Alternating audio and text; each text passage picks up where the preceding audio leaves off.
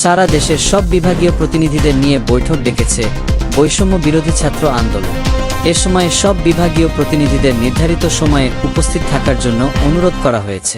23 জানুয়ারি বৈষম্য বিরোধী ছাত্র আন্দোলনের সেল সম্পাদক জাহিদ আহসান সই করা এক বিজ্ঞপ্তিতে এ তথ্য জানানো হয়। বিজ্ঞপ্তিতে বলা হয়, বৈষম্য বিরোধী ছাত্র আন্দোলনের সাংগঠনিক কার্যক্রম গতিশীল করার লক্ষ্যে 24 জানুয়ারি দিনব্যাপী বিভাগের প্রতিনিধিদের নিয়ে বৈঠক আয়োজন করা হয়েছে। বৈঠকের সময়সূচিতে বলা হয়, খুলনা বিভাগের সকাল 10টায়, সিলেট বিভাগে বেলা 11টায়, বরিশাল বিভাগে বেলা 3টা, চট্টগ্রাম বিভাগে বিকেল 4টায় ও 6টায়, ঢাকা বিভাগে বিকেল 5টায়, রাজশাহী বিভাগে সন্ধ্যা 7টায়, রংপুর বিভাগে রাত 8টায় বৈঠক অনুষ্ঠিত হবে।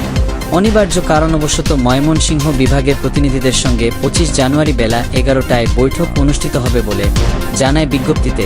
সব বিভাগীয় প্রতিনিধিদের নির্ধারিত সময়ে উপস্থিত থাকার জন্য অনুরোধ করা হয়েছে।